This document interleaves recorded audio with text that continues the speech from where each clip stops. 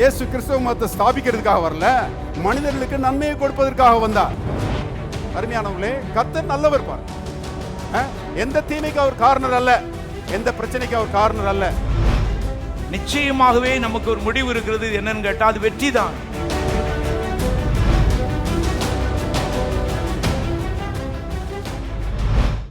Rock of ages, you are faithful and true.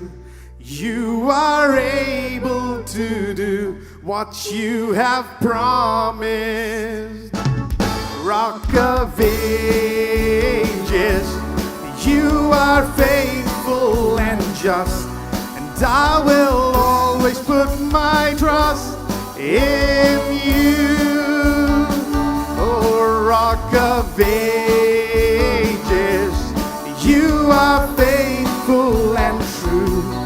You are able to do what you have promised. Rock of ages, you are faithful and just, and I will always put my trust in you.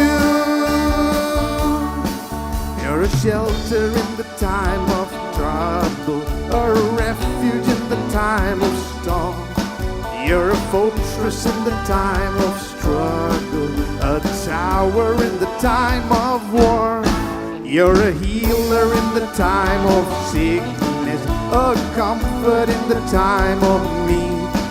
You're a stronghold in the time of weakness, a helper in the time of need. Rock of ages, you are faithful and true. You are able to do what you have promised. Rock of ages, you are faithful and just, and I will always put my trust in you. Oh, Rock of ages, you are faithful and true. You are able to do what you have promised. Rock of ages, you are faithful and just, and I will always put my trust in you. You're a shelter in the time of trouble, a refuge in the time of storm.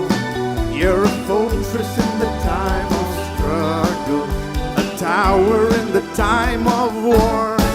You're a healer in the time of sickness, a comfort in the time of need. You're a stronghold in the time of weakness, a helper in the time of need. Rock of ages, you are faithful and true. You are able to do what you have promised.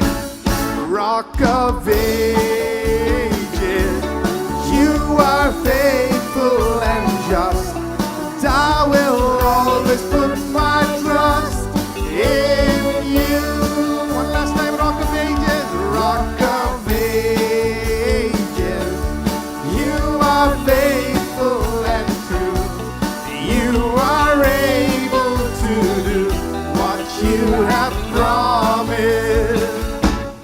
Rock of ages, you are faithful and just, and I will always put my trust in you.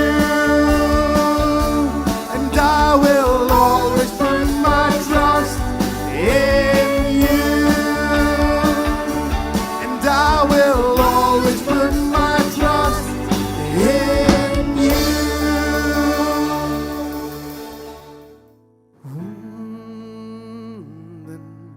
வார்த்தை எந்தன் பாதைக்கு ஒளி வீசும் தீபமே.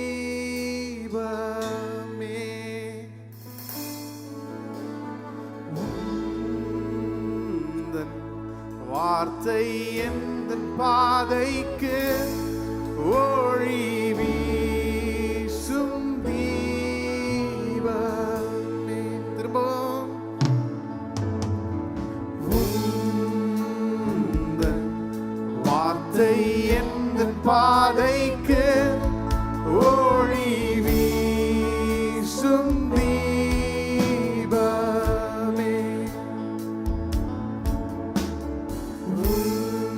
உந்தன் வார்த்தை எந்தன் பாதைக்கு ஒளி வீசும் தீபமே. வாயம் சூழ்கையில் தடுமாறும் வேளையில் என்னை தாங்குகின்றீரே.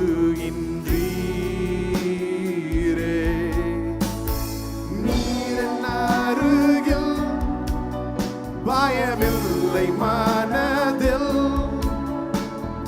நீரென்று என்னுடனே.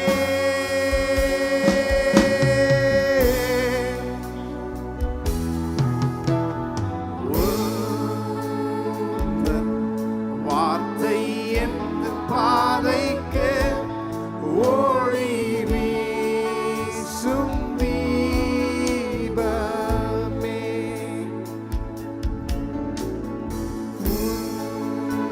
உந்தன் வார்த்தை எந்தன் பாதைக்கு ஒளி வீசும் தீபமே. மாற அன்பினை மறக்கலாகுமோ? உள்ளமதில் களி கூறுவே. காலம் பிடித்து வழி நடத்த அன்பரே என் இயேசுவே.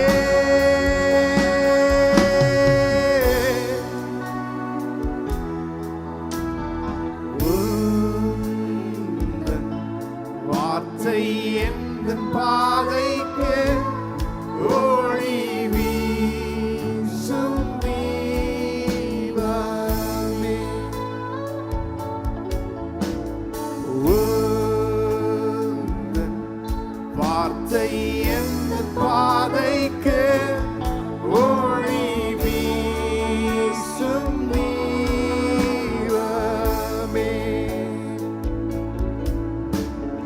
வாயம் சூழ்கையில் தடுமாறும் வேளையில்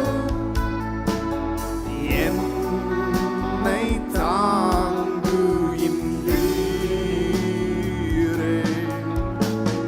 நீரின் அருகில் பயமில்லை மனதில், நீரென்று என்னுடனே.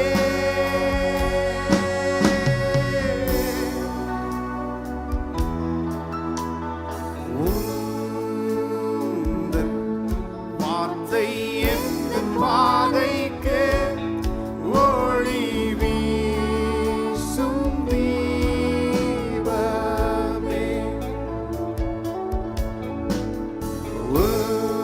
உந்தன் வார்த்தை எந்தன் பாதைக்கு ஒளி வீசும் தீபமே.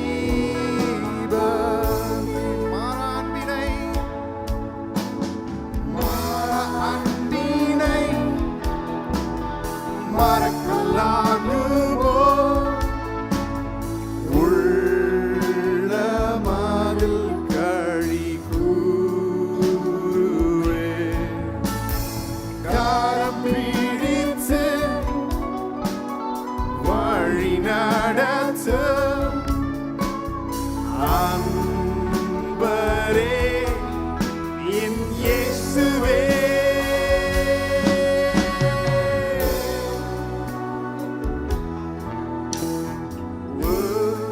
உந்தன்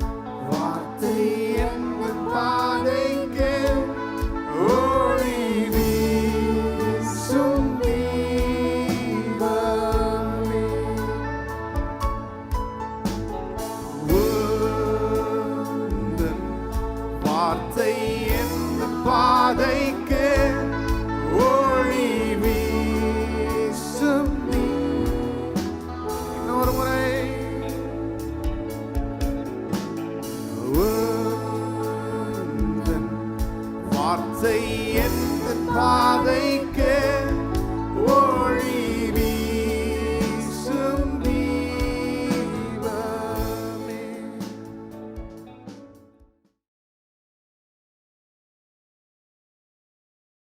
யாத்ராகமம் 17ஆம் அதிகாரம் 15வது வசனம். மோசே ஒரு பலிபீடத்தை கட்டி அதற்கு யெகோவா நிசி என்று பெயரிட்டான். And Moses built an altar and called its name Jehovah Nissi. ஆண்டவராய் இயேசுவை சொந்த இரட்சகராக ஏற்றுக்கொள்ளாதவர்கள் இங்கே இருப்பீர்களானால் இயேசுவை சொந்த இரட்சகராக ஆண்டவராக உங்களுடைய உள்ளத்தில் ஏற்றுக்கொள்ளுங்கள். If there's anyone here who has not accepted the Lord Jesus as your personal Lord and Savior, you have to do so. இயேசு அவரை விசுவாசிக்கிறவர்களுக்கு பரிபூர்ண ஜீவனை அளிக்கிறார் என்று வேதம் சொல்கிறது. Jesus gives abundant life to those who believe in him. பாவத்தை மன்னிக்கிறார். He gives forgiveness of sins. வியாதிகளை குணமாக்குகிறார். He gives them healing. தரித்திரத்தை போக்குகிறார். He delivers them from poverty. சாபங்களை வாழ்க்கையை விட்டு அகற்றுகிறார். He delivers them from curses. நன்மைகளால் வாழ்க்கையை நிரப்புகிறார். He fills their lives with good things. இம்மையிலும் மறுமையிலும் இயேசு அவரை விசுவாசிக்கிறவர்களை வாழ வைக்கிறார். And in the present and in the future, Jesus, gives life to those who believe in him. ஆகவே இயேசுவை ஏற்றுக்கொள்ளாதவர்கள் அவரை ஆண்டவராக ஏற்றுக்கொள்ளுங்கள். So those who have not accepted Jesus as your Lord and Savior, please do so today. இயேசுவை ஆண்டவராக ஏற்றுக்கொண்ட தேவனுடைய மக்கள் தேவன் யெகோவா நிசியா இருக்கிறார் என்பதை அறிந்து கொள்ள வேண்டும் என்று தேவன் விரும்புகிறார். And those who have accepted the Lord, you must know that our God is Jehovah Nissi. Jehovah நிசி என்றால் நமக்கு ஜெயம் கொடுக்கிற கர்த்தர் என்ற அர்த்தம். What is Jehovah Nissi? The Lord who gives us victory. எல்லாரும் கரங்களை உயர்த்தி சொல்வோம். யெகோவா நிசி என்றால் எனக்கு ஜெயம் கொடுக்கிற கர்த்தர். Jehovah Nissi means the Lord who gives me victory. இன்னொரு முறை சொல்லுவோம். யெகோவா நிசி என்றால் எனக்கு ஜெயம் கொடுக்கிற கர்த்தர். Jehovah Nissi means the Lord who gives me victory. விசுவாசிக்கிறீங்களா? Do you believe? நம்முடைய தேவன் யெகோவா நிசியாக இருக்கிறார். பழைய ஏற்பாட்டில் நீங்க பார்த்தீங்கன்னா தேவனுக்கு பல நாமங்கள் கொடுக்கப்பட்டிருக்கிறது. In the Old Testament, if you see, our God is given several names. அந்த நாமங்கள் எல்லாம் பாருங்கள் அவர் நமக்கு என்ன செய்ய முடியும் என்பதை நமக்கு எடுத்து காண்பிக்கிறது. And all these names, they present to us what he can do for us. ஆதியாகமத்தில் பார்த்தீங்கன்னா ஆபிரகாமுக்கு யெகோவா ஈரே என்கிற தேவனுடைய நாமத்தை குறித்து ஒரு வெளிப்பாடு கொடுக்கப்பட்டது. In Genesis, if you see, Abraham is given a revelation of the name Jehovah Jireh. Jehovah ஈரே என்றால் நம்முடைய தேவைகள் அனைத்தையும் சந்திக்கிற கர்த்தர் என்ற அர்த்தம். What does Jehovah Jireh mean? The Lord who meets all our needs. That is what it means. அடுத்தபடியாக கிதியோனை பற்றி பார்க்கிறோம். கிதியோனுக்கு யெகோவா ஷாலோம் என்கிற தேவனுடைய நாமத்தை குறித்த ஒரு வெளிப்பாடு கொடுக்கப்பட்டது. And we read about Gideon and we see that the name Jehovah Shalom is revealed to Gideon. Jehovah Shalom என்றால் நமக்கு சமாதானத்தை கொடுக்கிற கர்த்தர். And what does that mean? The Lord who gives us peace. Jehovah Shalom என்றால் நமக்கு நம்முடைய சமாதானமாய் இருக்கிற கர்த்தர். Jehovah Shalom means the Lord our peace. தாவீதுக்கு பாத்தீங்கன்னா யெகோவா ரோயி என்கிற நாமத்தை குறித்த ஒரு வெளிப்பாடு கொடுக்கப்பட்டது. And David was given a revelation of the name Jehovah Roi. Jehovah Roi என்றால் நம்முடைய மேய்ப்பராய் இருக்கிற கர்த்தர் என்ற அர்த்தம். And what does that mean? The Lord our shepherd. அடுத்தபடியாக எரேமியாவுக்கு யெகோவா சித்கெனு என்கிற நாமத்தை குறித்து ஒரு வெளிப்பாடு கொடுக்கப்பட்டது. And then when we come to Jeremiah, he is given the revelation of the name Jehovah Sitkenu. Jehovah சித்கெனு என்றால் நம்முடைய நீதியா இருக்கிற கர்த்தர் என்ற அர்த்தம். The Jehovah Sitkenu means the Lord our righteousness. அடுத்தபடியாக எசேக்கியேலுக்கு யெகோவா ஷம்மா என்கிற நாமத்தை குறித்த ஒரு வெளிப்பாடு கொடுக்கப்பட்டது. And then Ezekiel was given the revelation of the name Jehovah ஷம்மா. Jehovah Shammah. Jehovah ஷம்மா என்றால் நம்மோடு கூடவே இருக்கிற கர்த்தர் என்ற அர்த்தம். And what does that mean? The Lord with us. ஆனால் யாத்ராகமத்திலே மோசேக்கு யெகோவா நிசி என்கிற ஒரு வெளிப்பாட்டை தேவன் கொடுக்கிறார். And here in Moses' case, God reveals himself as Jehovah Nissi. இங்கே யெகோவா நிசி என்றால் நமக்கு ஜெயம் கொடுக்கிற கர்த்தர் என்று அர்த்தம். What does that mean? The Lord who gives us victory. That is what it means. இந்த நாமத்தை குறித்து தான் இந்த மாலை ஆராதனைகளிலே நாம் பார்த்து கொண்டிருக்கிறோம். And that is what we are seeing in this evening service. ஏற்கனவே நாம் பார்த்தோம், மனிதன் வெற்றிகரமாய் வாழும்படி தேவனால் படைக்கப்பட்டான். And we already saw that man was created to be successful, to be victorious. வெற்றிகரமாய் வாழ்வது மனிதனை குறித்த தேவனுடைய மாறாத திட்டம். And that is God's unchanging plan for man. ஆனால் மனிதன் பாருங்க, பிசாசுக்கு செவி கொடுத்து வெற்றிகரமாய் இருந்தவன் பாருங்க தோற்று போனான். வெற்றியின் மண்டலத்திலே வாழ்ந்தவன் தோல்வியின் மண்டலத்துக்குள்ளே விழுந்து விட்டான். But Adam gave heed to the devil, and he was created to be a success, but he fell into failure.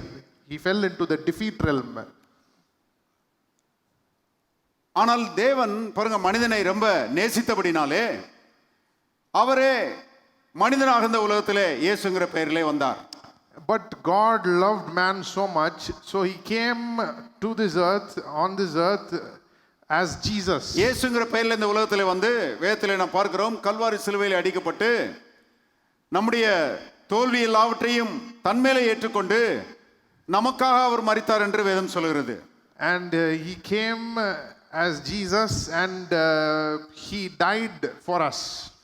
நமக்காக பாருங்க சிலுவையிலே மரித்து, அது மரித்தது மட்டுமல்ல, நம்முடைய சார்பிலே பிசாசை ஜெயித்து பாருங்க நம்மை அவனுடைய கரத்திலிருந்து விடுதலையாக்கி நம்மை ரட்சித்து தோல்வியின் மண்டலத்தில் இருந்த நம்மை எடுத்து வெற்றியின் மண்டலத்துக்குள்ளே இயேசு வைத்திருக்கிறார். What happened when he died for us?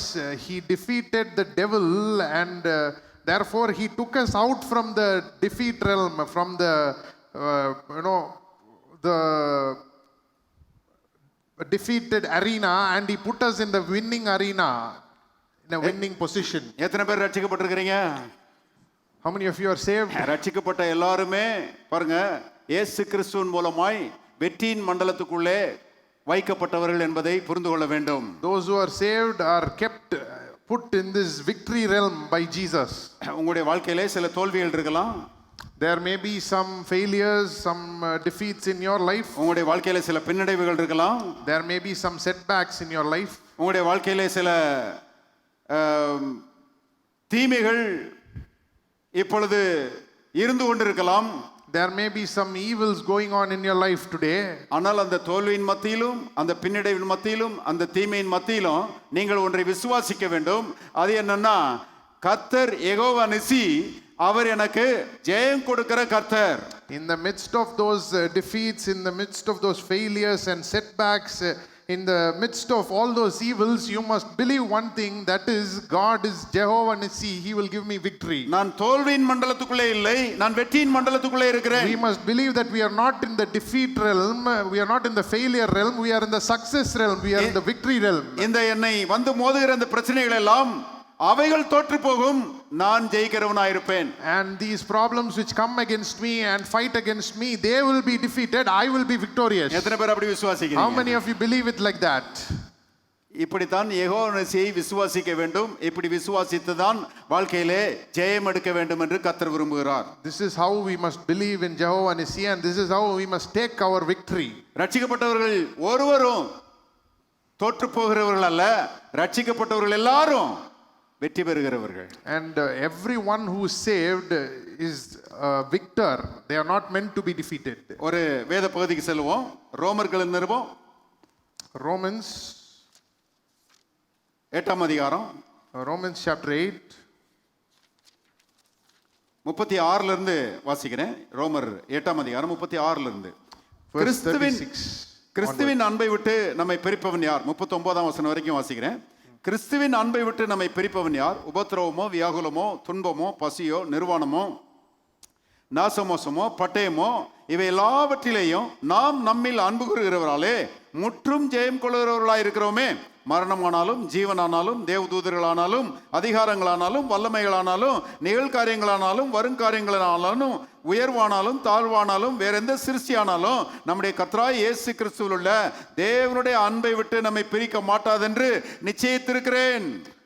From verse 35 in the English Bible, I'm reading from verse 35, Romans 8 from verse 35 onwards. Who shall separate us from the love of Christ?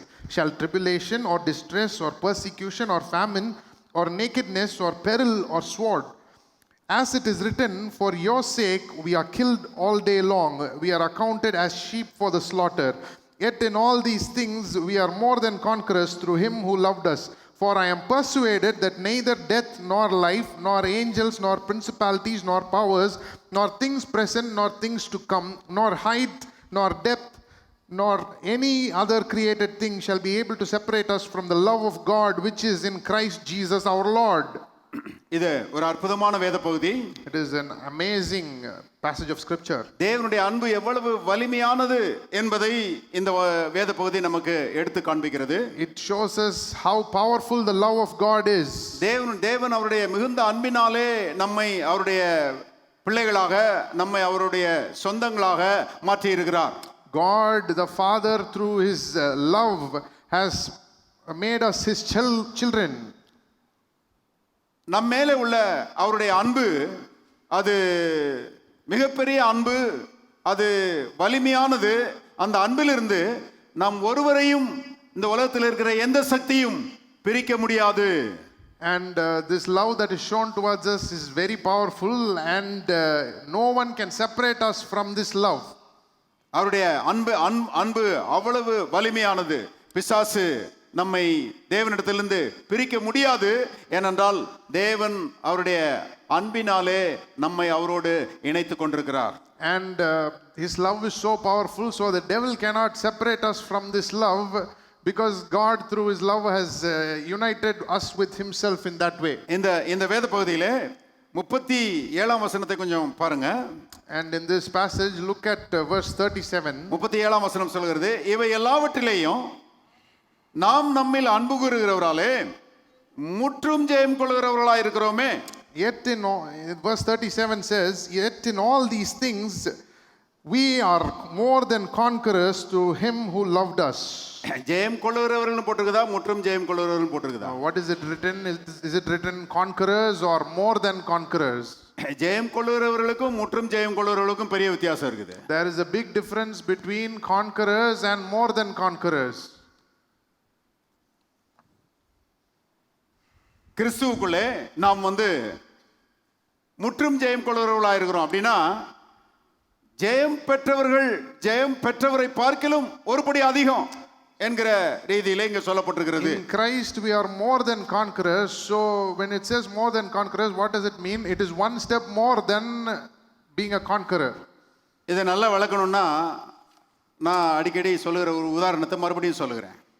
To illustrate this, I will repeat an example which I have given earlier. என்னுடைய பிரயாசம் என்னன்னா, இந்த சத்தியத்தை நீங்க ஆழமா விளங்கிக் கொள்ள வேண்டும். What is my effort? My effort is put in so that you must understand this truth well. ஏன்னா பைபிள்ல போட்டிருக்க சத்தியத்தை அறிவீர்கள், சத்தியம் உங்களை விடுதலையாக்கும். Because it is written, you shall know the truth and the truth shall set you free. பாருங்கள், இந்த முற்றும் ஜெயம் கொள்கிறவர் என்பதற்கு ஒரு உதாரணம் நான் சொல்லுகிற உதாரணம் என்னன்னா, பாருங்க, ஒரு ஹெவி வெயிட் சாம்பியன், அதாவது ஒரு குத்துச்சண்டை வீரர் ஒருவர் இருக்கிறார். And what is this illustration? There is a heavyweight champion, a boxer. அவர் இந்த சர்வதேச போட்டிகளில் கலந்து கொள்வதற்கு முன்பதாக பாருங்க, அந்த போட்டிகளில் கலந்து கொள்வதற்கு தன்னை ஆயத்தப்படுத்துகிறார். பெரிய பயிற்சியிலே அவர் ஈடுபடுகிறார். And this person for competing in those heavyweight matches, the highest category, he is training hard. தூங்க வேண்டிய அளவுக்கு தான் தூங்குவார். He sleeps for a specific amount of time only. சாப்பிட வேண்டிய அளவுக்கு தான் சாப்பிடுவார்.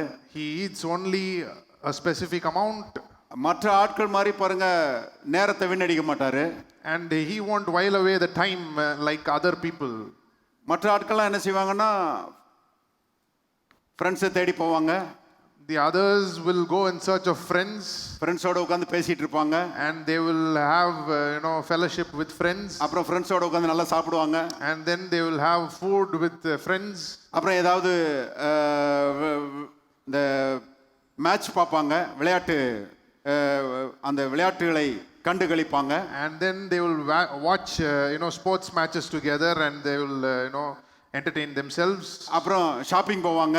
And then they'll go shopping together. இப்படி பல விதங்கள்ல தங்களுடைய நேரங்களை செலவழிப்பாங்க. And in so many ways they spend their time. ஆனா இவர் அப்படி செய்ய மாட்டார். But he does not do that.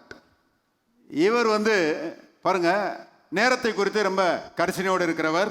And he is very concerned about his time. பயிற்சியிலேயே பாருங்க நேரத்தை செலவிடுகிறார். And he spends his time training and training. அந்த போட்டிகளுக்கு என்று தன்னை தயார்படுத்துகிறார். And he gets himself ready for the competition. கடைசில போட்டிகள் ஆரம்பிக்கிறது. Then the competition starts. பலரை பாருங்க போராடி வென்று காலிறுதிக்கு வருகிறார். And after defeating many people, he comes to the quarterfinals. போக போக போட்டிகள் கடினமாகிக் கொண்டே போகிறது. And then the fight becomes difficult as they progress. எதிர்த்து சண்டை போடுகிறவர்கள் இவரை போலவே திறமசாலிகளாக இருக்கிறார்கள். And those who fight against this man, they are also very talented as the rounds progress.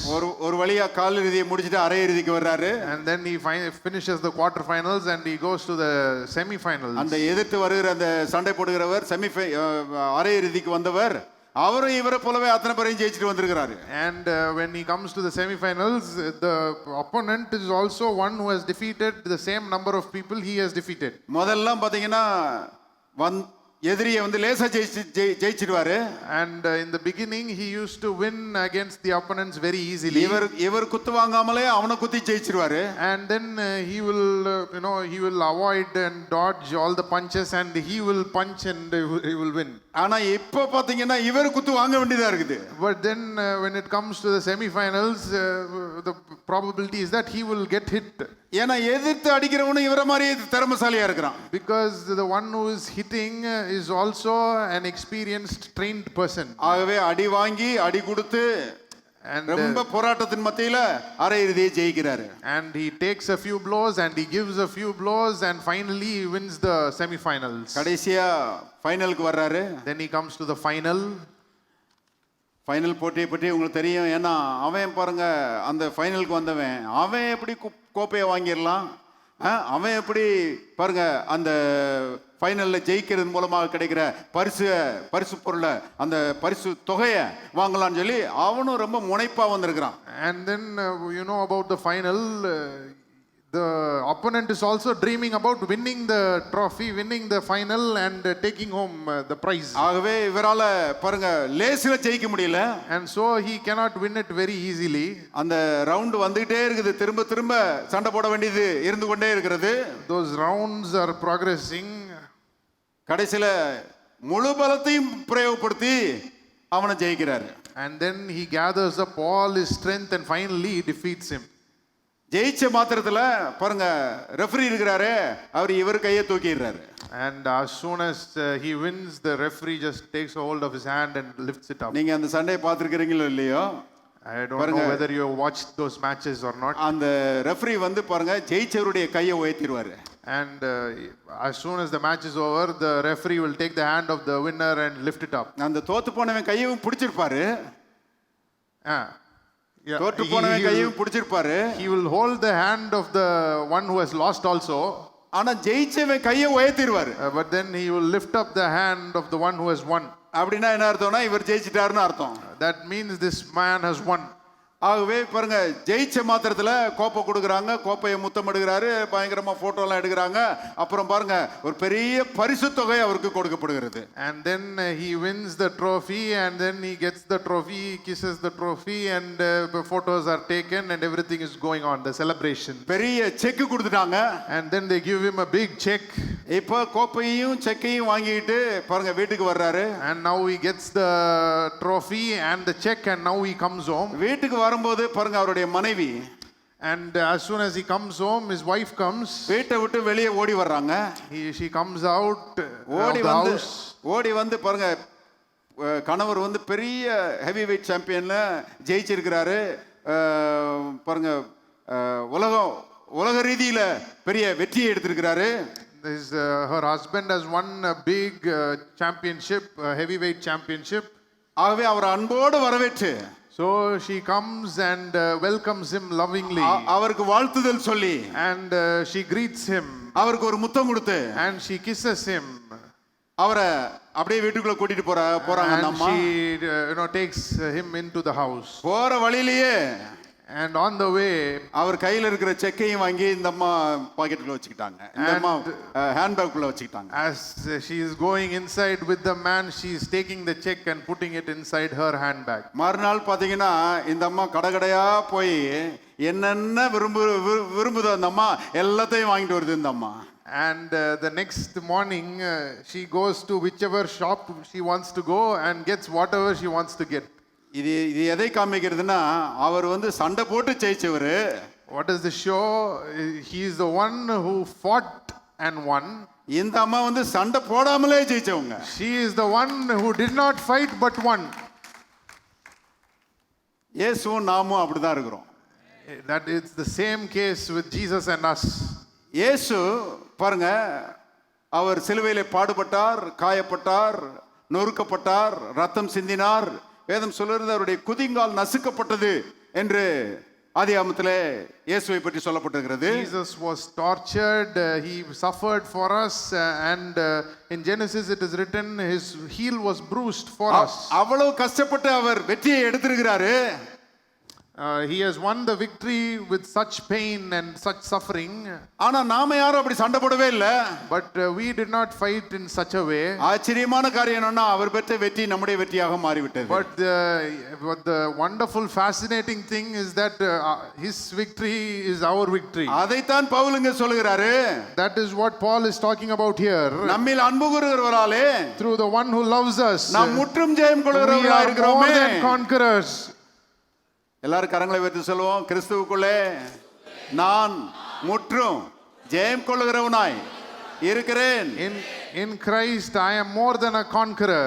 இன்னொரு முறை சொல்லுவோம், என்னில் அன்பு கூறுகிறவராலே நான் முற்றும் ஜெயம் கொள்ளுகிறவனாய் இருக்கிறேன். Through him who loves me I am more than a conqueror.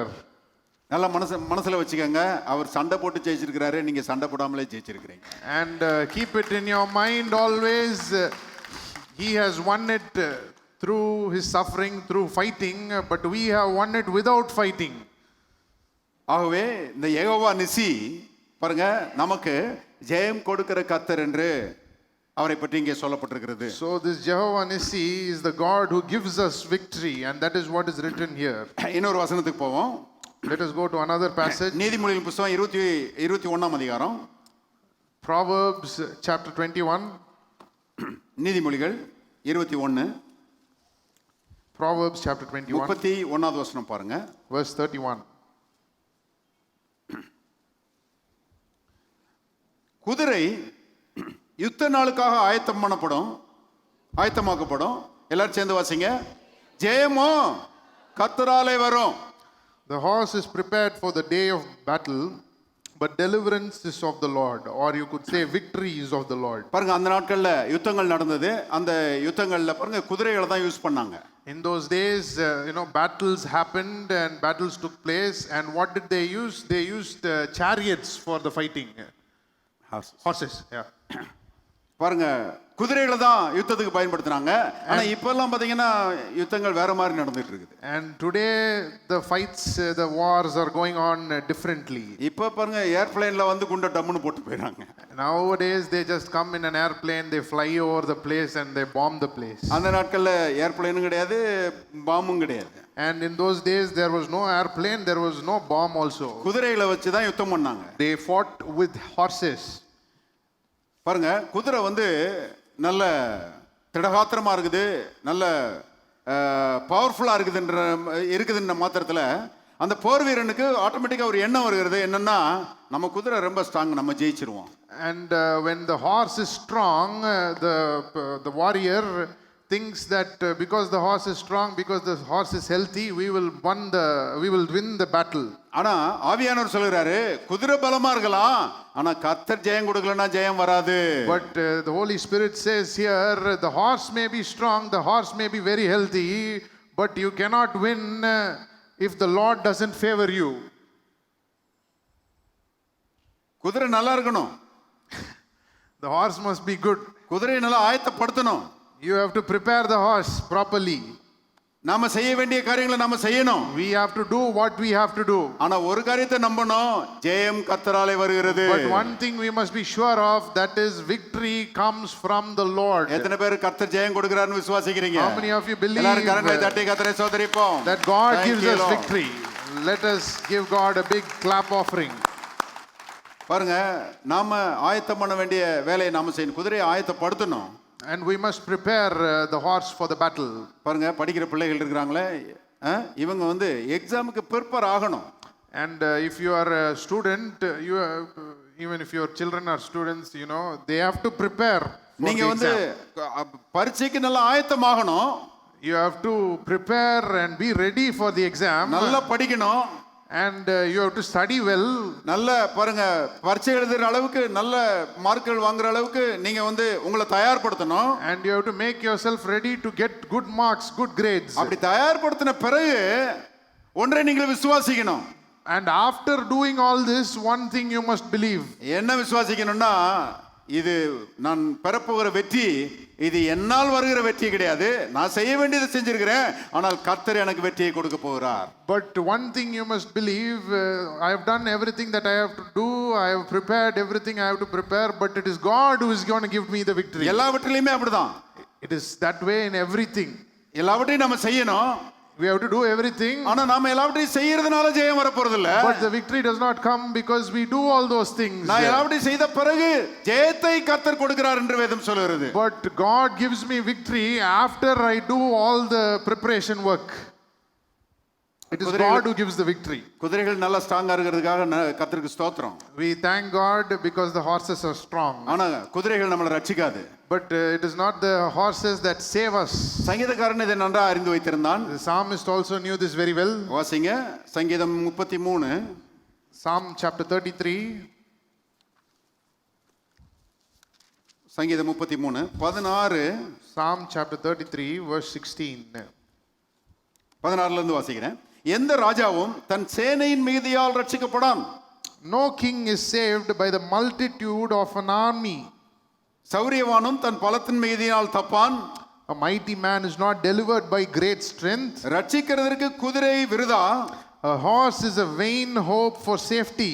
அது தன் மிகுந்த வீரியத்தினால் தப்புவியாது. Neither shall it deliver any by its great strength. கவனிச்சீங்களா?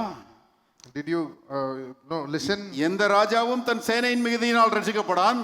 No king is saved by the multitude of an army. எந்த சௌரியவானும் தன் பலத்தின் மிகுதியினால் தப்பான். A mighty man is not delivered by great strength. ரட்சிக்கிறதற்கு குதிரை விருதா.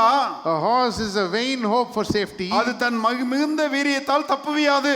Neither shall it deliver any by its great strength. அப்ப ரட்சிப்பு யார் மூலமா வருகிறது? So how does safety and deliverance come? தேவன் மூலமா தான் ரட்சிப்பு வருகிறது. It is through God that deliverance comes. தேவன் மூலமா தான் நாம வந்து தப்புகிறோம். And it is through God that we escape. தேவன் மூலமா தான் நம்ம ரட்சிக்கப்படுகிறோம்.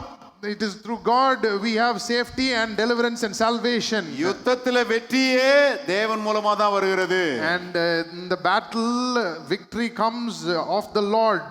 இன்னைக்கு சில போராட்டங்கள் ஊடா போயிட்டு இருக்கீங்களா? Are you going through any battles today? பிசாசுனுடைய எதிர்ப்புகள் மத்தியில போயிட்டு இருக்கீங்களா? Are you going through any battle with demons? பல விதமான நெருக்கங்கள், மனுஷருடைய போராட்டங்கள், இவைகள் மத்தியில போய் கொண்டிருக்கிறீர்களா? Are you going through any hard places? நான் சொல்கிறேன், அதிலிருந்து விடுதலையும் வெற்றியும் கர்த்தராலே வரும். And I tell you, deliverance and victory will come from the Lord. ஆகவே பாருங்க, குதிரைகள் நல்லா இருப்பது நல்லது, ஆனா நம்முடைய நம்பிக்கையும் நம்முடைய விசுவாசமும் எப்போதும் நமக்கு ஜெயம் கொடுக்கிற யெகோவா நிசியின் மேலே இருக்க வேண்டும் என்று கர்த்தர் விரும்புகிறார். So horses are good, they must be healthy, they must be well, but our trust must be in Jehovah Nissi. He is the one who gives us victory. எத்தனை பேருக்கு நான் சொல்றது வழங்குது? How many of you understand what I'm saying? இதை தான் சங்கீதக்காரன் சொல்கிறான். மறுபடியும் வாசிக்கலாம். சங்கீதம் 20. This is what the psalmist is saying. Let us turn to Psalm chapter 20. சங்கீதம் 20 Psalm chapter 20. 7வது வசனம் பாருங்க. 7, 8. Verses 7 and 8. சிலர் ரதங்களை குறித்தும் சிலர் குதிரைகளை குறித்தும் மேன்மை பாராட்டுகிறார்கள். நாங்களோ எங்கள் தேவனாகிய கர்த்தருடைய நாமத்தை குறித்தே மேன்மை பாராட்டுவோம். அவர்கள் முறிந்து விழுந்தார்கள், நாங்களோ எழுந்து நிமிர்ந்து நிற்கிறோம். Some trust in chariots and some in horses, but we will remember the name of the Lord our God. 8வது வசனம். அவர்கள் முறிந்து விழுந்தார்கள், Okay. நாங்கள் They have bowed down and fallen, but we have risen and stand upright. இங்கே பாருங்க, யுத்தத்திலே சிலர் தோற்கிறதும் யுத்தத்திலே சிலர் ஜெயிக்கிறதும் இங்கே சொல்லப்பட்டிருக்கிறது. It is talking about some who have lost in the battle and some who have won in the battle. யாரெல்லாம் தோத்து போறாங்களா? தங்களுடைய ரதங்களை குறித்தும் தங்களுடைய குதிரைகளை குறித்தும் மேன்மை பாராட்டுகிறவர்கள் முறிந்து விழுந்து விடுகிறார்கள். Who are the ones who are fallen down? They are the ones who put their trust in chariots and in their horses. ஆனால் கர்த்தருடைய நாமத்தை பற்றிக் கொள்கிறவர்கள், கர்த்தரை சார்ந்து கொள்கிறவர்கள், அவர்கள் வெற்றி பெறுகிறார்கள், அவர்கள் எழுந்து நிமிர்ந்து நிற்கிறார்கள். But they that trust in the name of the Lord, they are the ones who are risen. They are the ones who stand upright. சங்கீதக்காரன் இதை எழுதும்போது அவனுடைய மனதின் பின்னணியில பல காரியங்கள் இருக்கிறது. And when the psalmist is writing this, he has many things in the back of his mind. பல காரியங்களை நினைவூர்ந்து தான் இதெல்லாம் எழுதுகிறான். And he is thinking about many things, and that is why he is writing this. அதுல ஒரு காரியம் என்னன்னா பாருங்க, இஸ்ரவேல் ஜனங்கள் எகிப்திலிருந்து புறப்பட்டு வெளியே வருகிறார்கள். And one of those things is the Israelites come out from Egypt. அவர்கள் வெளியே வரும்போது செங்கடலுக்கு வருகிறார்கள். And when they come out, they come to the Red Sea. அவர்கள் செங்கடலுக்கு வந்தபோது பாருங்க, பார்வோன் என்ன யோசிக்கிறான், இத்தனை ஜனங்களும் இதுவரைக்கும் அவங்கள ஹோல்டு பண்ண முடியல, அவங்கள பிடிச்சு வைக்க முடியல, விடுதலையாகி போயிட்டாங்க. ஆனா இப்போ என்ன யோசிக்கிறான், ரதங்கள் இருக்கிறது, குதிரைகள் இருக்கிறது, குதிரை வீரர்கள் இருக்கிறார்கள், இவங்களெல்லாம் பயன்படுத்தி மறுபடியும் அந்த ஜனங்களை மேற்கொண்டு அவங்கள அடிமைத்தனத்துக்கு இழுத்துட்டு வந்துடலாம்னு சொல்லி யோசிக்கிறான். And Pharaoh is thinking, we could not hold them, now let us at least go and catch them and bring them back. Through the might of his horses and his chariots. ஆகவே கிட்டத்தட்ட 600 ரதங்களை, குதிரைகள் பூட்டப்பட்ட ரதங்களையும் குதிரை வீரர்களையும் கூட்டிக் கொண்டு இஸ்ரவேல் மக்களை அடிமைப்படுத்துவதற்கு மறுபடியும் பாருங்க தங்களுடைய தேசத்துக்கு அடிமைகளாக அவர்களை கொண்டு வரும்படி அவர்களை துரத்தி கொண்டு வந்தான் என்று வேதத்தில் நாம் பார்க்கிறோம். And he is taking 600 chariots with their horses and the horsemen, and he is going to enslave the Israelites again. ஆனால் என்ன நடந்தது? But what happened?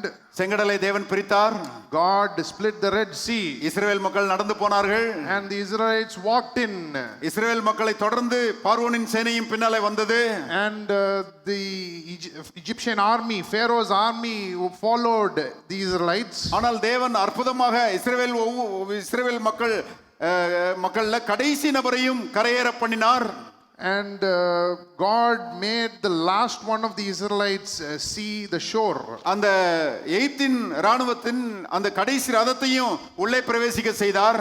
And the last one of the chariots of the Egyptians he made to go into the sea portion. கடைசியாக தேவன் பிரிந்திருந்த அந்த தண்ணீரை சேர பண்ணினார். And then God, he brought the sea together, which was split. எல்லா ரதங்களும், எல்லா குதிரைகளும், எல்லா குதிரை வீரர்களும் மரித்து போனார்கள். And all the horses and the chariots, all the horsemen, everything was done for. அதைத்தான் சங்கீதக்காரன் இங்கே நினைவு கூறுகிறான், அவர்கள் முறிந்து விழுந்தார்கள், நாங்களோ எழுந்து நிமிர்ந்து நிற்கிறோம். That is what is in the mind of the psalmist when he says, they bowed down, they have bowed down and fallen, but we have risen and we stand upright. உங்களுக்கு விரோதமாக சில பிரச்சனைகள் உங்களை அடிமைப்படுத்தும்படி எழும்புகிறதா?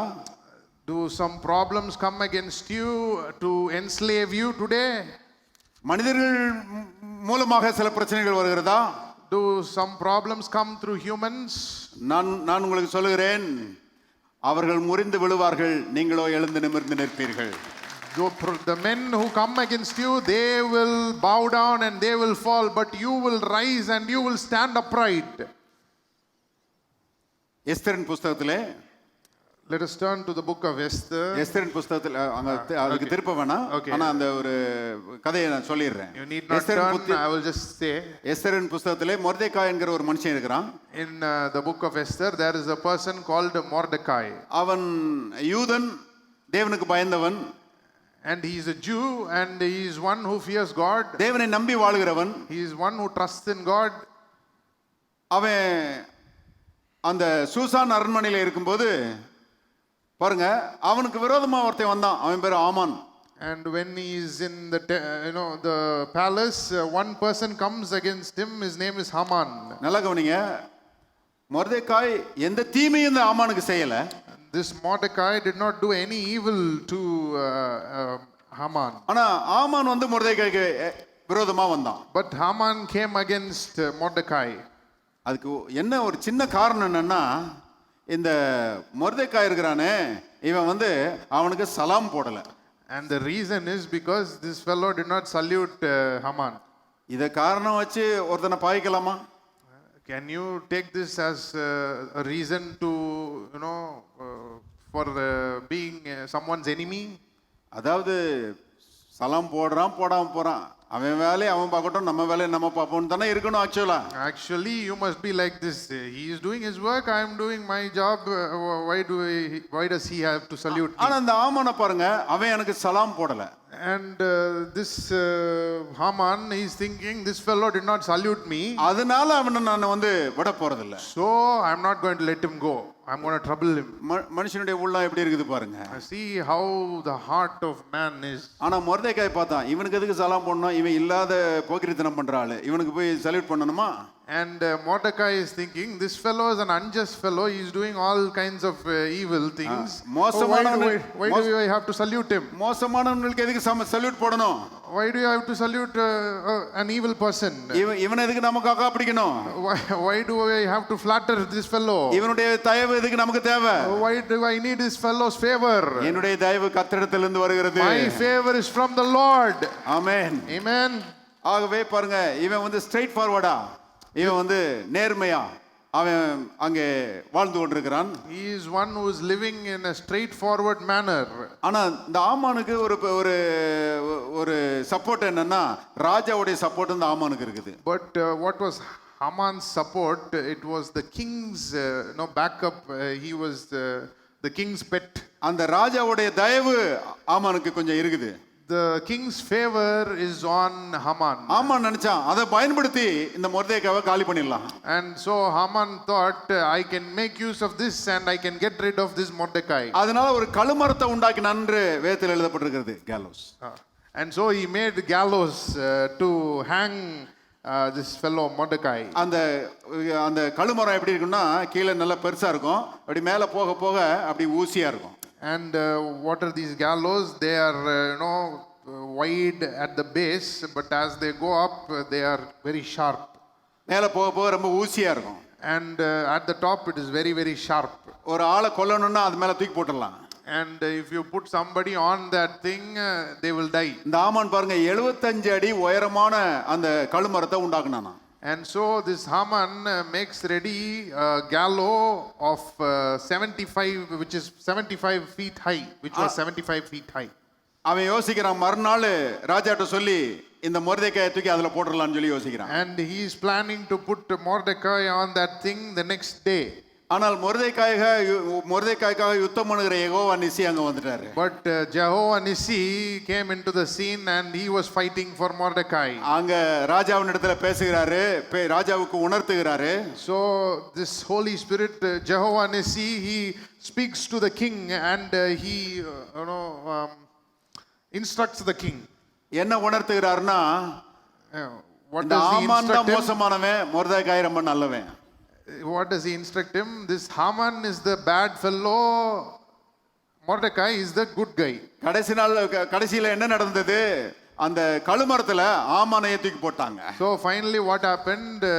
The king ordered that Haman be put on this gallows. நான் சொல்லுறேன், உங்களுக்கு விரோதமா வருகிறவங்களும் அப்படிதான் அழிஞ்சு போயிடுவாங்க. So I tell you, those who come against you will also be destroyed in a similar fashion. ஏன்னா யெகோவா நிசி உங்களுக்காக யுத்தம் பண்ணி கொண்டிருக்கிறார். Why? Because Jehovah Nissi is fighting for you. எல்லாரும் கரங்களை தட்டி கர்த்தரை ஸ்தோத்திரிப்போம். Let us all give our God a big clap offering.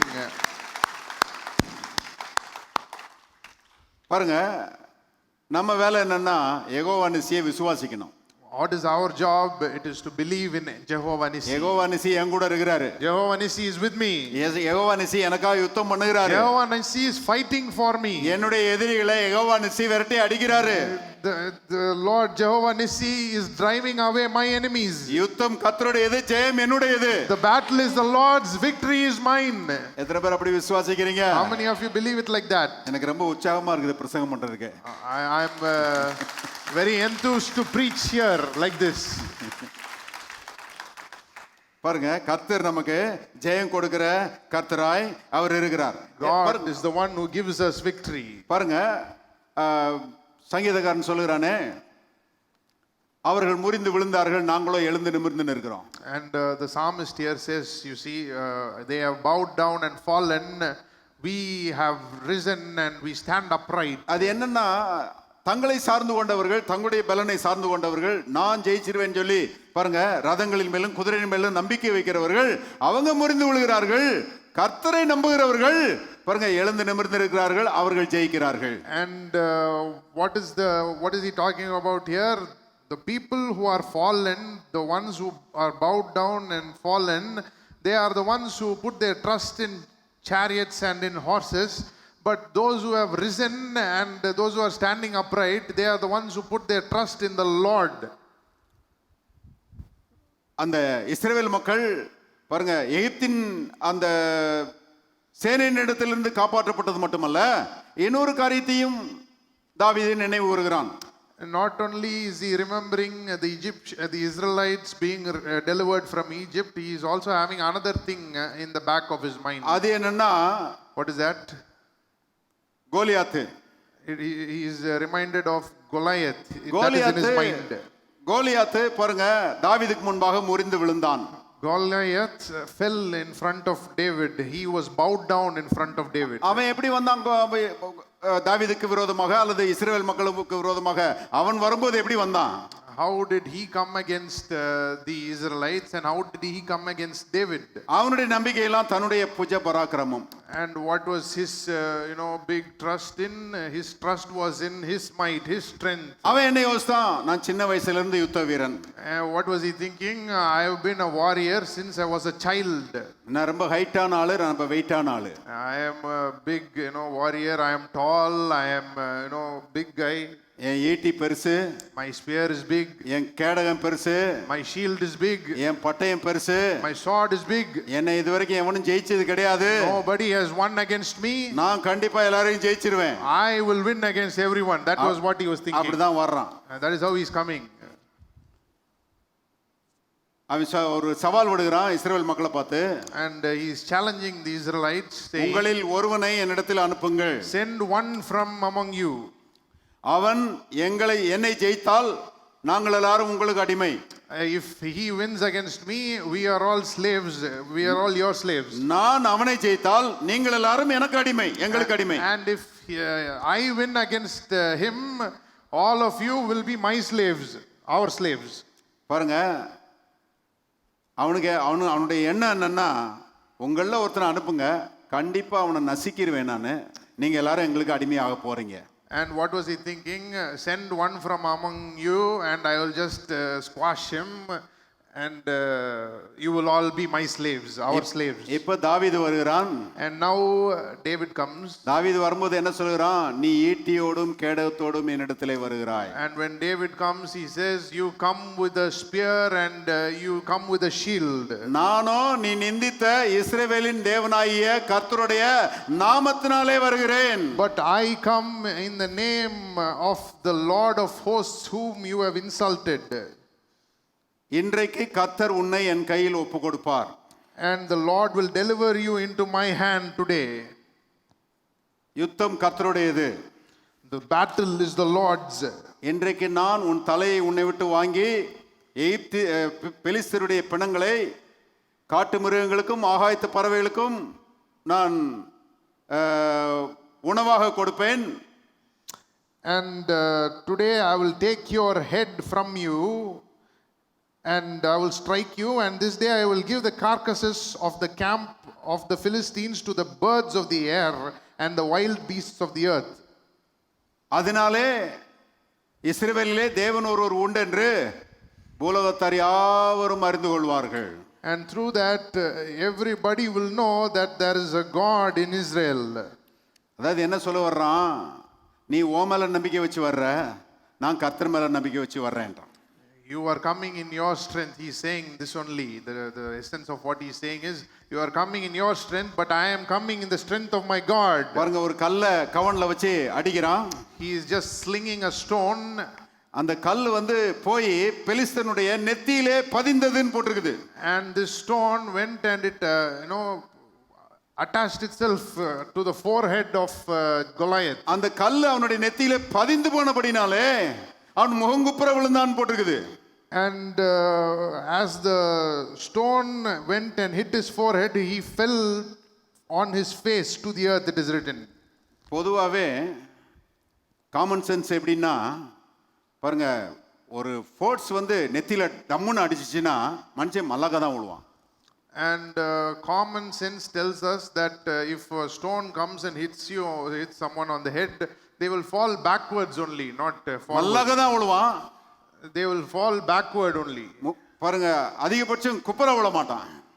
And there is not a high possibility of the man falling face down. ஆனா கோலியாத்து குப்புற விழுந்துட்டான். But here Goliath falls face down. இதை ஒரு பிரசங்கியார் ரொம்ப அருமையா சொல்றாரு. A preacher explains this very well. என்ன சொல்றாருன்னா, கோலியாத்து தாவீது கல்லை வச்சு கோலியாத்தினுடைய நெத்தியில அடிச்சான்.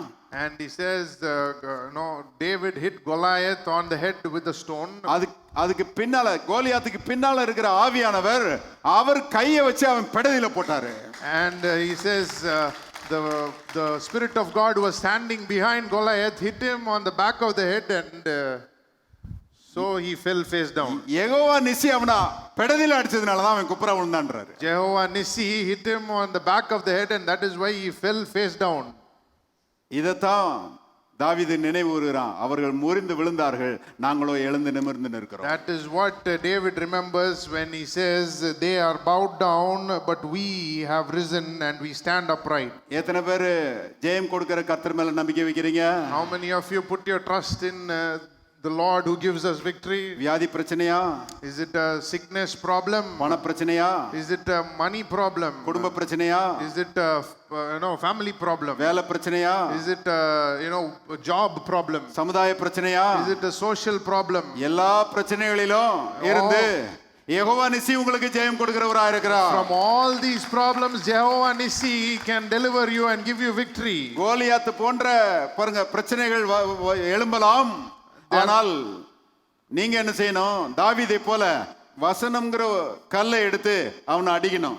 So problems may arise, problems might be as big as Goliath, but you must take the stones, the word, the stones which is the word, and you must hit those problems. வசனத்தை வச்சு பாருங்க, உங்க பிரச்சனைகளை நீங்க அடிக்கும்போது அது எவ்வளவு பெரிய கோலியாத்தா இருந்தாலும் கீழே விழுந்துரும் என்று கர்த்தருடைய ஆவியானவர் சொல்லுகிறார். And when you hit those problems with the word of God, it doesn't matter how big the problem is, it will fall.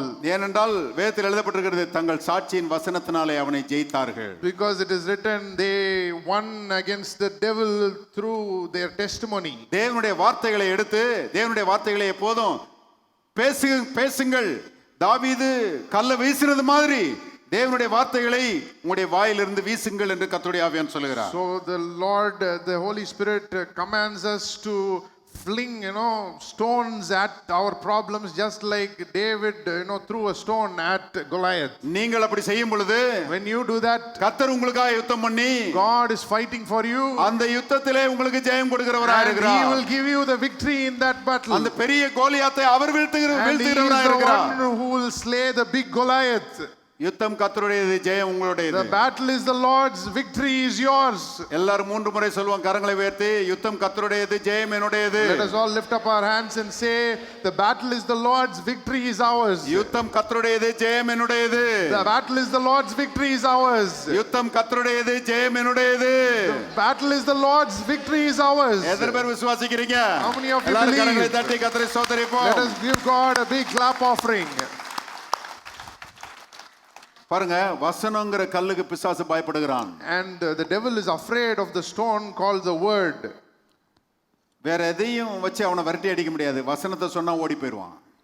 You cannot, make him flee with anything else. But when you fling the word at him, he flees. பிசாசை விரட்டுறதுக்கு அற்புதமான பாருங்க நல்ல கூழாங்கற்களை, வசனங்கிற கூழாங்கற்களை கர்த்தர் நமக்கு தந்திருக்கிறாரு. And God has given us many slinging stones called verses.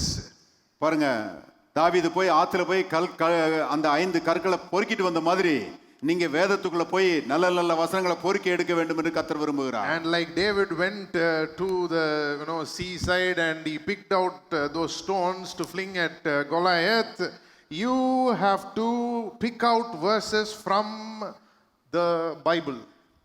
அந்த கல்லை வச்சு கோலியாத்தை அடிச்ச மாதிரி இந்த வசனத்தை நீங்க வாயில பேச வேண்டும் என்று கர்த்தர் எதிர்பார்க்கிறார். And like Goliath was hit with the stone, you have to hit your problems with the word. அப்படி செய்யும் பொழுது கர்த்தர் உங்களுக்கு ஜெயம் கொடுக்கிறவராய் இருக்கிறார். When you do that, God will give you victory.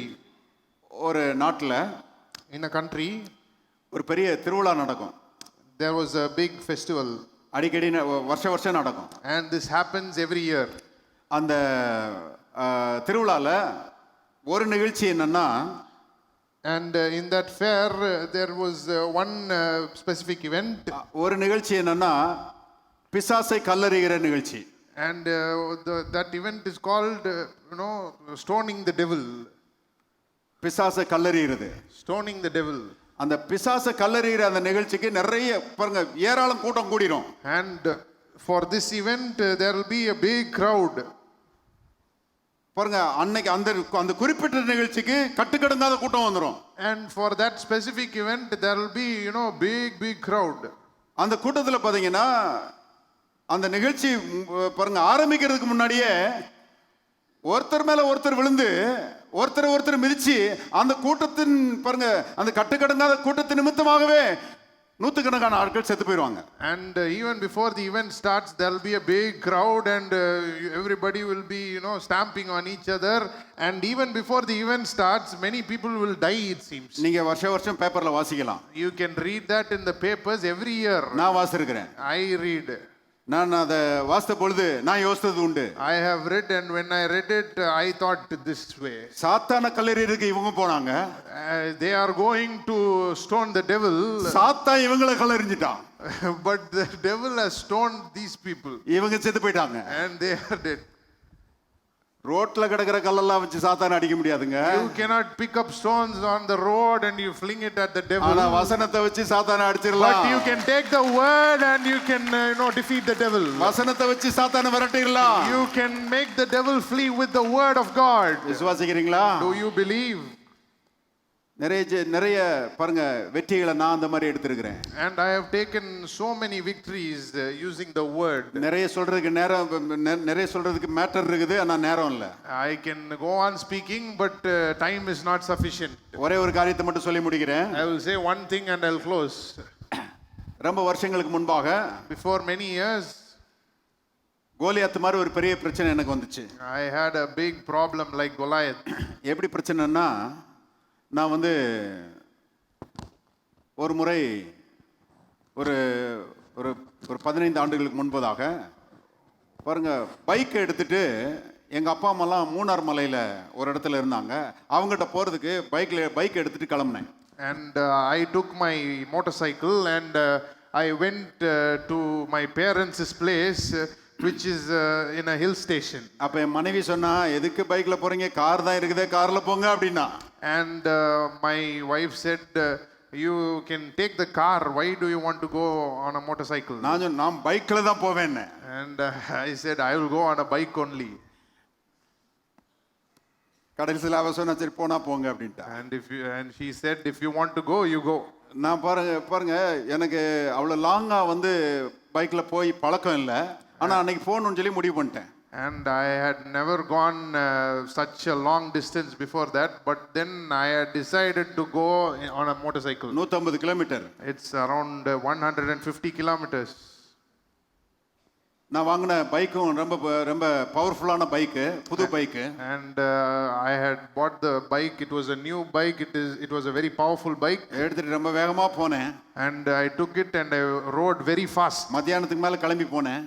I went in the afternoon. அப்படி போகும்போது மலை மேலே ஏறி அதுல ஒரு 25 கிலோமீட்டர் மலையில ஏறணும். And after reaching the foot of the hills, I had to climb 25 kilometers. அந்த மலை மேலேயும் அதே வேகத்துல ஏறி போனேன். I was just riding as fast as I could, just like I was riding in the plains, I was riding in the hills also. அந்த மலை உச்சியை நெருங்கும் போது ரொம்ப குளிர் ஆயிடுச்சு. And when I reached the top of the hill, it was very cold. சாயங்காலம் ஆயிடுச்சு. It was evening. அந்த நேரத்துல ரெண்டு காதுகளும் ரொம்ப அடைச்சிருச்சு எனக்கு. And by the time both my ears were blocked heavily. அதுக்கு பிறகுதான் நான் வந்து டாக்டர் சொல்லும்போது அவர் சொன்னாரு ஏங்க காதுல ஏதாவது பஞ்சு வச்சிட்டு போயிருக்கலாமே அப்படினாரு. And when I told the doctor later, when I asked his advice, he said, why didn't you put a cotton plug in your ear before going? எனக்கு காதுல பஞ்சு எல்லாம் வச்சிட்டு போகணும்னு எனக்கு தெரியாது. I didn't know that I had to put a cotton plug in my ear. போயிட்டேன், காது ரெண்டும் அடைச்சிருச்சு.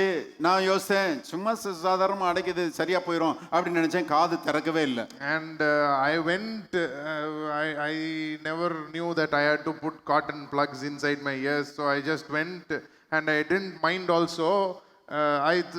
My ears were blocked and I thought, in a matter of time, it's just a matter of time before it opens. இங்க வந்த பிறகு But it did not open. திரும்ப வந்துட்டேன். வந்த பிறகும் காது அடைப்பு விடல. I came back and even then the ear blockage was not gone. கொஞ்ச நாள் கழிச்சு இந்த காது கொஞ்சம் திறந்துருச்சு. And after a few days this ear was opened. ஆனா இந்த காது அடைச்சே தான் இருந்துச்சு. But this ear was still blocked. ரொம்ப அடைச்சே இருக்குதே, ரொம்ப நாளா அடைச்சே இருக்குதுன்னு டாக்டர் போனேன்.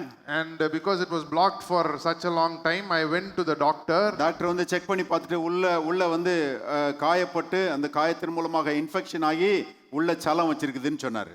And the doctor said there is a wound there, crack in the eardrum, crack in the eardrum, and there is a pus inside. அதெல்லாம் கிளியர் பண்ணி எடுத்தாரு. And he cleaned it out. எடுத்துட்டு அவர் சொன்னாரு உங்க காதுல அந்த செவித்திரையில ஒரு பெரிய ஓட்டை இருக்குது. And he said there is a big hole in your eardrum. அது குணமாகிறதுக்கு வாய்ப்பு இல்லை. And there is no chance of it being healed. உடனே ஒரு ஆபரேஷன் பண்ணணும். You have to operate on that immediately. தொடையில இருந்து அந்த ஸ்கின் எடுத்து அந்த காதுல வச்சு அடைக்கணும், அந்த ஓட்டையை அடைக்கணும். You have to take some skin from your thigh and put it in your eardrum. அதுக்கு வந்து 7ல இருந்து பாருங்க 15 வருஷத்துக்கு முன்னாடி 7ல இருந்து 12 லட்சம் ரூபாய் வரைக்கும் செலவழியும். And this was 15 years ago. He said it will cost from anywhere between 7 to 12 lakhs. 7 நாள்ல வந்துருங்க, சீக்கிரமா அதை செஞ்சு முடிக்கணும்ட்டாரு. And he said in 7 days you come back, it is very urgent. காலம் தாழ்த்தாதீங்கன்ட்டார். It is an emergency, don't delay. நான் ஆஸ்பத்திரியை விட்டு வெளியே வர்றேன். And when I came out of the hospital, எனக்கு பயங்கர அதிர்ச்சி. I was shocked. நான் உடனே ஜெபம் பண்ணேன். I prayed to the Lord. ஆண்டவரே இந்த மாதிரி ஒரு பெரிய பிரச்சனை ஆகி போச்சு, முட்டாள்தனமா நான் செயல்பட்டதுனால இழுத்துக்கிட்டேனே, என்னை மன்னியும் சொல்லி ஜெபம் பண்ணேன். And I prayed to God for forgiveness. God, I've brought this on myself. It is a big harm and I am shocked because of this. ஆண்டவரே இதுல இருந்து நான் எப்படி வெளியே வர்றதுன்னு சொல்லி கேட்டேன். I asked the Lord, how am I going to get out of this situation? கர்த்தர் சொன்னாரு, நீ ஜெயிக்கலாம். God said, you can win. அதுக்கு தான் என்னுடைய வார்த்தைகளை கொடுத்திருக்கிறேன். That is why I have given you my word, he said. இயேசுவின் தழும்புகளால் சுகமானீர்கள் என்கிற வார்த்தையை எடுத்து வாயில வச்சு நல்லா சொல்லுனாரு. And he said, take the word which says, by his stripe you are healed, and keep it in your mouth. இந்த doctor operation பண்ணனும்ன்றாரு. This doctor says it has to be operated on. 12 லட்சம் ரூபாய் வேணும்ன்றாரு. He says it will take 12 lakhs to treat it. அப்படி செஞ்சா சுகமாகும்ன்றாரு. And he says that will give you deliverance from this problem. ஆனா இந்த doctor எல்லாரும் பார்க்கலாம் நான் பெரிய doctor.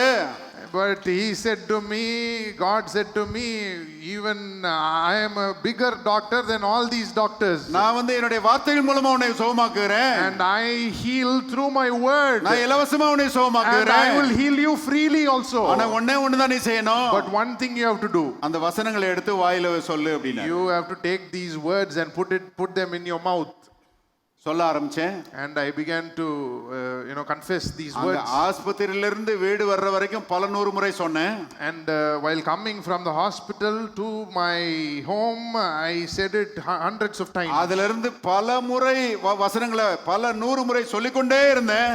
And I kept on confessing hundreds of times. பல மாதங்கள் சொல்லிக்கொண்டே இருந்தேன். For many months I kept on confessing. அதில இருந்த வலி அதில இருந்த இரிட்டேஷன் எல்லாம் மறைய ஆரம்பித்தது. And the irritation and the pain, everything began to go down. ஒரு நாள் அந்த டாக்டர்ட்ட போய் காமிச்சேன். And one day I went and showed it to the doctor. அந்த டாக்டர் அதை செக் பண்ணி பார்த்துட்டு And the doctor checked it and அவர் சொன்னாரு இந்த காது தானான்னு சொல்லி கேட்டாரு. And asked me, is this that ear only? என்ன கேக்குறீங்கன்னு சொல்லி கேட்டேன். What are you asking? I asked. ஒரு பிரச்சனையுமே இல்லையே நல்லா ஆயிடுச்சேன்னாரு. I don't see any problem with that. It is completely and perfectly healed, he said. கர்த்தருடைய வார்த்தையை எடுத்து அடிச்சா பாருங்க கோலியாத் மாதிரி இருக்கிற பிரச்சனை எல்லாம் ஒண்ணு இல்லாம போயிடும். When you take the word of God and you fling it at your problems, they will fall like Goliath. Jehovah நிசி உங்களுக்கு ஜெயம் கொடுக்கிறாரு. Jehovah Nissi gives you victory. ஆனா நீங்க செய்ய வேண்டியது என்னன்னா தேவனுடைய வார்த்தைகளை எடுத்து வாயிலே சொல்ல வேண்டும். But what is your part? You have to take the word of God and keep on confessing. Keep it in your mouth. எத்தனை பேருக்கு நான் சொல்றது விளங்குது? How many of you understand what I'm saying? இத செய்யுங்க. Keep doing this. எல்லா பிரச்சனைகளையும் கர்த்தர் விரட்டி அடிப்பாரு.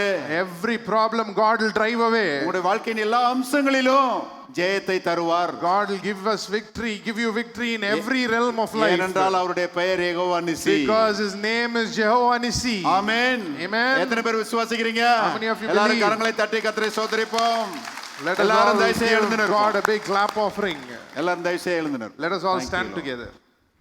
பரலோகத்தின் தகப்பனே நாங்கள் துதிக்கிறோம், நன்றியோடு நாங்கள் ஸ்தோத்திரிக்கிறோம். Father in heaven, we thank you. இந்த மாலை வேளையிலே உம்முடைய வல்லமையுள்ள வார்த்தைகளை கொண்டு தேவ ஆவியானவர் எங்களுடைய உள்ளங்களோடு பேசினபடி ஆளுமக்கு நன்றி. Thank you for speaking to us through your mighty word today, O God. எங்களை தைரியப்படுத்தினபடி ஆளுமக்கு நன்றி. Thank you for making us bold. எங்களுடைய விசுவாசத்தை பலப்படுத்தினபடி ஆளுமக்கு நன்றி. Thank you for strengthening our faith today. நீர் எங்களோடு இருக்கிறீர். You are with us. நீர் எங்கள் சார்பிலே இருக்கிறீர். You are on our side. நீர் எங்களுக்காக யுத்தம் பண்ணுகிறீர். You fight for us. உம்முடைய ஜெயம் எங்களுடைய ஜெயம் நாங்கள் சொல்லுகிறோம். Your victory is our victory, O Lord. எங்களில் அன்பு கூறுகிற கர்த்தராலே நாங்கள் முற்றும் ஜெயம் கொள்கிறவர் என்று சொல்லுகிறோம் ஆண்டவரே. We are more than conquerors through him who loved us. இங்க வந்திருக்கிற ஒவ்வொருவருக்கும் அப்படிப்பட்ட வெற்றியை நீர் தருகிறபடியால் நன்றி. We thank you because you give such victory to everyone who is gathered here. எல்லாரையும் வெற்றி சிறக்க பண்ணுகிறபடியால் உமக்கு நன்றி. You make everyone victors, O God. அதன் மூலமாக உம்முடைய நாமம் மகிமைப்படட்டும். Let your name be glorified through that. உம்முடைய ஆசீர்வாதங்களை எடுத்துக்கொள்கிறோம். We take your blessings. ஆசீர்வதிக்கிறபடியால் உமக்கு நன்றி செலுத்துகிறோம். We thank you for blessing us. இயேசுவின் நாமத்தில் பிதாவே. In Jesus name we pray. Amen. Amen. எங்களது முகவரி ஜீவ வார்த்தை ஆலயம், மாடக்குளம் ரோடு, மதுரை 625003. தொலைபேசி எண் 0482380300. எங்களது இணையதள முகவரி www.livingwordmadurai.org.